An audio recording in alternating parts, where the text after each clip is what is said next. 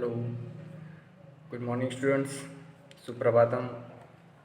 આપણે આજે ધોરણ 10 મેથ્સ એટલે કે ગણિતમાં પ્રકરણ 3 દ્વિચલ સુરેખ સમીકરણ યુગ્મ સ્ટાર્ટ કરીએ છીએ।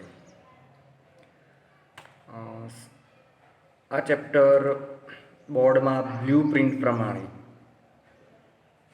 1 1 2 અને 4 एक गुणना 2 प्रश्नों होय छे, 2 गुणनो 1 दाखलो होय छे अने 4 गुणनो 1 दाखलो होय छे। आम कुल गुण 8 गुण 8 मार्क्सनुं आ चेप्टर आवे छे।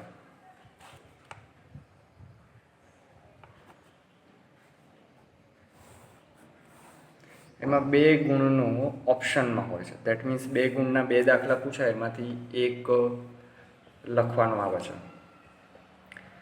ओके, तो आ रीते 8 गुणनु सारा एवा मार्क्सनुं चेप्टर है अने सहेलुं छे। थोड़ुं घणुं समजशो अने प्रेक्टिस करशो तो सारी रीते एमां आपणने मार्क्स मळी शकशे। सौथी पहेला समजीए द्विचल सुरेख समीकरण युग्म एना शब्दोने, एटले आपणने घणुं एवुं क्लियर थई जशे। द्विचल द्विचल एटले के केटला चल हशे? 2 चल। कया कया? तो एक्स अने वाय। कोई पण चल होई शके, पण जस्ट आपणे आ चेप्टरमां एक्स अने वाय चल आधारित ज बधा दाखला आवशे। तो 2 चल हशे। सुरेख सुरेख एटले खबर छे कि आपणे बहुपदीमां शीख्या हता सुरेख बहुपदी द्विघात। देट मीन्स एक घात एटले चलनो घात केटलो हशे? चलनो घातांक एक ज हशे। देट मीन्स एक्स नी एक घात अने वाय नी एक घात। त्यारबाद छे समीकरण। समीकरण एटले हमेशा समता होय। समता देट मीन्स बराबरनी निशानी होय। एमां बराबरनी निशानी जोवा मळे ने देट मीन्स समीकरण इक्वल टू। अने युग्म एटले जोड़ एटले 2 होय। द्विचल 2 चल हशे एक्स अने वाय। सुरेख एक घात हशे, घातांक एक ज हशे, एक्स नी एक घात वाय नी एक घात।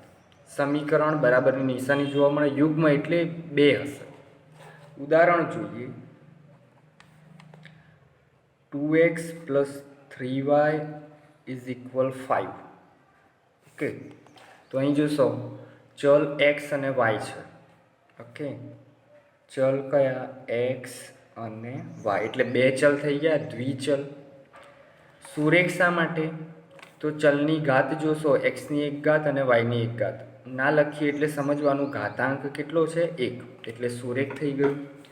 समीकरण देट मीन्स आमां जोशो तो बराबरनी निशानी जोवा मळशे। तो समीकरण युग्म आने युग्म ना कही शके कारण के हजी मात्र एक ज छे। ओके, तो चल एक्स अने वाय नो समीकरण छे। 2, 3 अने 5 शुं छे? तो ए अचल पद छे। बराबर, 2 ए एक्स नो सहगुणक छे, 3 ए वाय नो सहगुणक छे अने आ अचल पद छे। इन शॉर्ट आपणने 2 चल होवा जोईए अने चलनो घातांक केटलो होवो जोईए? 1 बराबर निशानी। तो आपणुं आ समीकरण थई गयुं। हवे आने व्यापक स्वरूपे लखीए। व्यापक स्वरूपे द्विचल सुरेख समीकरण। हजी जोजो युग्म नथी लख्युं। द्विचल सुरेख समीकरण शुं थाय? तो अहीं व्यापक स्वरूपे आपणे लखी शकीए ax + by + c = 0, ज्यां x અને y चल छे, a b c कोईपण वास्तविक संख्याओ छे। चल एक्स अने वाय એ એટલે આમ તો એક્સનો સહગુણક છે એટલે કોઈ પણ વાસ્તવિક સંખ્યા ચાલે. બી એટલે વાયનો સહગુણક, કોઈ પણ વાસ્તવિક સંખ્યા ચાલે. સી એટલે અચળ પદ, એ પણ કોઈ પણ વાસ્તવિક સંખ્યા. બરાબર. ધન, ઋણ, અપૂર્ણાંક, વર્ગુણમાં એની કોઈ પણ એ બી સી. ઓકે, કોઈ પણ વાસ્તવિક. બીજી એક શરત છે, એ અને બી એક સાથે 0 હોવા જોઈએ નહીં. શરત એ તથા બી એક સાથે 0 ન હોવા જોઈએ. એ અને બી જો એક સાથે 0 થઈ જાય, આ પણ 0, બી 0, એ 0, તો આ એક્સ અને વાય બંને 0, માત્ર શું વધશે? અચળ પદ. તો એ ચાલે નહીં. હા, એક 0 હોય તો ચાલે, એ 0 હોય તો ચાલે, તેમાં વાય છે. ઓકે, તો એને દ્વિચલમાં લખી શકીએ 0x સ્વરૂપે. તો એક સાથે 0 ન હોવા જોઈએ. એને ગાણિતિક રીતે લખી શકીએ છીએ a² + b² is not equal 0. આ શરત છે, એનો અર્થ આ જ થાય છે, એ તથા બી એક સાથે 0 ન હોવા જોઈએ. એને ગાણિતિક સ્વરૂપે આ રીતે જસ્ટ આ શરત યાદ રાખવાની છે. ઓકે, તો આ થયું આપણું દ્વિચલ સુરેખ સમીકરણ. બે ચલ છે એક્સ અને વાય. સુરેખ એટલે બંનેનો ઘાતાંક 1 છે. એ બી સી કોઈ પણ વાસ્તવિક સંખ્યા ચાલે. શરત છે એ બી એક સાથે 0 ન હોવા જોઈએ. તો આ આપણું એક સમીકરણ છે, પણ આપણે શું જોઈએ છે? એના યુગ્મ જોઈએ છે, બે જોઈએ છે. તો વ્યાપક સ્વરૂપે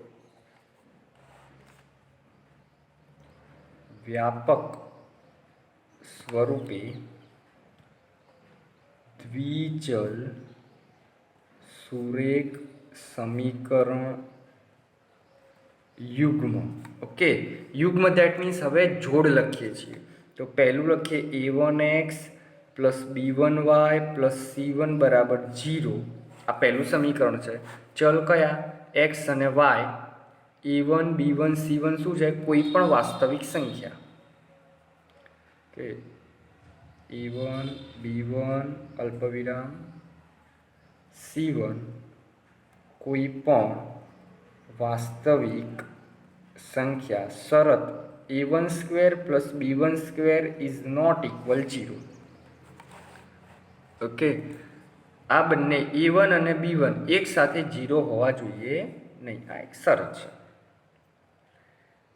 તો આ સમીકરણ પહેલું થયું. બીજું સમીકરણ એવું હશે a2x + b2y + c2 = 0. શરત કઈ થશે? a2 b2 and c2 કોઈ પણ વાસ્તવિક સંખ્યા. અને બીજી શરત એ છે કે એક સાથે 0 ના હોવા જોઈએ. a2² આ a2 + b2² is not equal 0. એનો અર્થ એ છે કે a2 અને b2 એક સાથે 0 ના હોવા જોઈએ. તો આ રીતે વ્યાપક સ્વરૂપે આપણે લખ્યા છે a1x + b1y + c1 = 0. આ પહેલું સમીકરણ છે. બીજું જેવું હશે xy ચલનું બીજું સમીકરણ a2x + b2y + c2 = 0. હંમેશા પહેલું પદ x વાળું, બીજું y વાળું, પછી અચળ પદ બરાબર 0. ઓકે, તો આ એનું વ્યાપક અને પ્રમાણિત સ્વરૂપ છે. તો આવા જ કોઈ સંખ્યા સ્વરૂપે અલગ અલગ આપણને બે સમીકરણ આપેલા હશે અને એ સમીકરણનો ઉકેલ શોધીએ.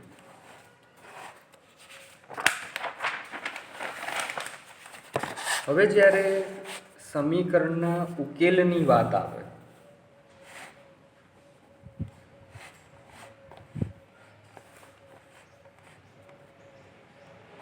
સમીકરણનો ઉકેલ, તો આપણે જસ્ટ ઉદાહરણ લઈએ છીએ 3x + 2 = 5. ઓકે, હવે આપણે આ એક ચલ સુરેખ સમીકરણ છે, પણ જસ્ટ આપણે ઉકેલ શોધવા માટે શું કરતા હોઈએ છીએ?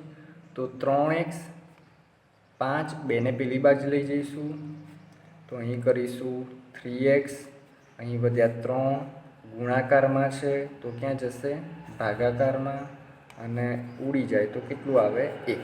ભાગ ચલાવીએ તો ઓકે.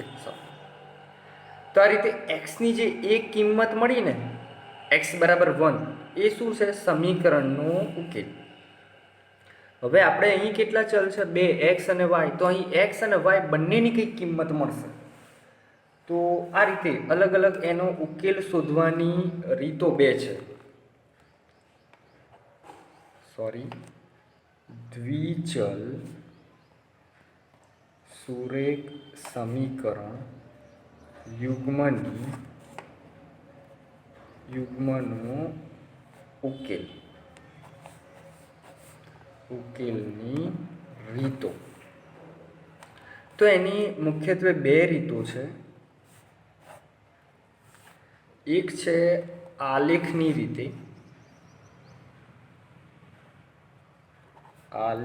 રીતે અને બીજી છે બૈજિક રીતે. ઓકે, આલેખની રીતે પરીક્ષામાં આલેખ દોરવાનો પૂછાતો નથી, પરંતુ હા આલેખ ઉપરથી દેટ મીન્સ એના કેટલાક સહગુણકો છે, સહગુણકો આધારિત એ આલેખ કેવો મળે એના વિશે જસ્ટ MCQ પૂછાય છે, 1 ગુણના પ્રશ્નો, પણ આલેખ દોરવાનો આવતો નથી. બૈજિક રીતમાં જોઈએ તો એની 3 રીતો છે. પહેલું છે આદેશની રીત, બીજું છે લોપની રીત અને ત્રીજું છે ચોકડી ગુણાકારની રીત. બૈજિક દેટ મીન્સ આપણે અહીં જે સાદુરૂપ આપ્યું ને એવી રીતે જે 2 સમીકરણ હશે એના સાદુરૂપ આપીને એના ઉકેલ શોધવાના છે. તો ઉકેલ શોધવાની મેઇન મુખ્ય રીતો 2 છે, આલેખની રીત અને બૈજિક રીત. પરીક્ષામાં જે દાખલા પૂછાય છે એ બૈજિક રીતે પૂછાય છે. એ બૈજિક રીતમાં 3 છે: આદેશની રીત, લોપની રીત અને ચોકડી ગુણાકારની રીત. આ 3 રીતોથી આપણે સમીકરણ યુગ્મનો ઉકેલ શોધીશું અને 3 રીત આપણને આવડવી જોઈએ. ઓકે, તો અલગ અલગ આપણે ઉકેલની રીતો એ શીખીશું અને ચોક્કસ એ આપણે સારી રીતે એને આપણને આવડવી જ જોઈએ. આ રીતે 2 ગુણના દાખલા પૂછાય છે. કાં તો એ આદેશ પણ હોઈ શકે, કાં તો લોપ હોઈ શકે, કાં તો ચોકડી ગુણાકાર હોઈ શકે. આલેખની રીતે શું હોય છે તો એ જસ્ટ થોડુંક જાણી લઈએ.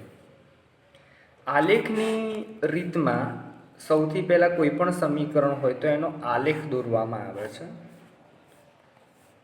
આપણને ખબર છે આ એક્સ અક્ષ, વાય અક્ષ આ જસ્ટ યામ છે. હવે એમાં જે પણ દ્વિચલ સુરેખ સમીકરણ હશે તો એનો કંઈક આપણને આલેખ મળશે. હવે એ આલેખ હંમેશા સુરેખ હશે. ધારો કે કંઈક આલેખ આવો મળે. આ ધારો કે આપણું સમીકરણ છે a1x + b1y + c1 = 0. એનો આલેખ હંમેશા સીધી રેખા જ હશે, કારણ કે આ સુરેખ સમીકરણ છે. ઓકે, હવે આવું જ બીજું સમીકરણ પણ હશે, કારણ કે યુગ્મ છે ને, જોડ હશે. ધારો કે બીજું કંઈક આપણને આવું સમીકરણ મળ્યું. ઓકે, એનો આલેખ આવો મળ્યો છે. તો આ છે a2x + b2y + c2 = 0. હવે આ બંને આલેખ જ્યાં છેદે છે ને તો એ તમારા જે યામ હશે x અને y એ એનો ઉકેલ બનશે. આ શું બનશે? એનો ઉકેલ. જે પણ x ની કિંમત હોય ને જે પણ y ની કિંમત હોય. તો આ રીતે આલેખની રીતે જસ્ટ પહેલા સમીકરણનો તમે આલેખ દોરો એ કંઈક રેખા મળશે, બીજા સમીકરણનો આલેખ દોરો એ કંઈક રેખા મળશે. જ્યાં બંને છેદે એ જે છેદ બિંદુ છે એ આલેખનો એ સમીકરણ યુગ્મનો ઉકેલ બનશે. હવે આલેખની રીતે એ આલેખમાં 3 શક્યતા હોઈ શકે. રેખાઓ માટે 3 શક્યતા. કઈ શક્યતા? પહેલી શક્યતા, કાં તો બંને રેખાઓ છેદે. બંને રેખાઓ એક જ બિંદુમાં છેદે. એ કંઈક આવું હોઈ શકે. ઓકે, તો આ છેદ બિંદુ એનો ઉકેલ છે. તો છેદ બિંદુ તે સમીકરણ યુગ્મનો ઉકેલ થાય. બીજી શક્યતા એવું હોઈ શકે બંને રેખાઓ પરસ્પર સમાંતર હોય. ઓકે, પહેલી રેખા તમારી આવી મળી, બીજી રેખા પણ કંઈક આવી જ મળી. દેટ મીન્સ બંને રેખાઓ વચ્ચેનું અંતર સરખું, તો આ બે રેખાઓ સમાંતર. હવે આ રેખાઓ શું છેદશે ખરી? એને ગમે તે રીતે અનંત સુધી લંબાવીશું ના, એ છેદશે નહીં. માટે આ બે જે છેદશે નહીં, બે સમીકરણ યુગ્મનું આપણને ઉકેલ મળશે નહીં. પરસ્પર સમાંતર હોય તો આવું થાય, ત્યારે સમીકરણ યુગ્મનું ઉકેલ ન મળે. ઓકે, અને ત્રીજી વસ્તુ છે બંને રેખાઓ સંપાતી હોય. બંને રેખાઓ સંપાતી હોય. સંપાતી દેટ મીન્સ આ ધારો કે એક સમીકરણનો આલેખ છે, એક સમીકરણની રેખા છે, અને બીજા સમીકરણની રેખા પણ એના જ ઉપર આવી હોય. ખ્યાલ આવે છે? સંપાતી દેટ મીન્સ પહેલા ઉપર જ બીજી. ધારો કે આ એક રેખા છે, એના ઉપર જ આ બીજી રેખા છે. ઓકે, તો એને આપણે સંપાતી કહીશું. બે જ્યારે આવી રીતે હોય તો એ સમાંતર છે, અને જ્યારે બે કંઈક આવી રીતે મળે ત્યારે આ જે છેદ બિંદુ છે એ એનો ઉકેલ થશે. તો ત્રણ શક્યતાઓ છે રેખાઓ માટે. કાં તો એ છેદશે, કાં તો સમાંતર હશે, કાં તો સંપાતી હશે. જો છેદશે તો આ જે છેદ બિંદુ મળે એ એનો ઉકેલ બનશે. સમાંતર હશે તો એ છેદશે જ નહીં, માટે ઉકેલ ના મળે. અને બંને રેખાઓ સંપાતી હોય, સંપાતી દેટ મીન્સ એના અસંખ્ય છેદ બિંદુઓ મળશે હોય, ત્યારે સમીકરણ યુગ્મના અનંત ઉકેલ મળે. અનંત એટલે અસંખ્ય, ઘણા બધા ઉકેલ મળી છે. ઓકે, તો આ રીતે આલેખની રીતે ત્રણ વસ્તુઓ છે. હજી પણ આને આપણે જે આના આધારિત દાખલા આવે છે એ સ્વાધ્યાય 3.2માં આવે છે, અને એ આપણે ટ્યુશનમાં મળીશું ત્યારે જ આલેખ દોરીને અને બીજી રીતે બંને કમ્પેરિઝન કરીને શીખીશું. એટલે જસ્ટ આપણે આલેખની રીત અત્યારે સ્કીપ કરીએ છીએ. ઓકે, હવે રહી વાત બૈજિક રીતે, તો એમાં જે ત્રણ રીતે છે એ અલગ અલગ આપણે શીખવાનું સ્ટાર્ટ કરીએ. તો એના માટે સૌથી પહેલાં આદેશની રીત, તો એ જસ્ટ આપણે નવા વિડીયોમાં શીખીએ.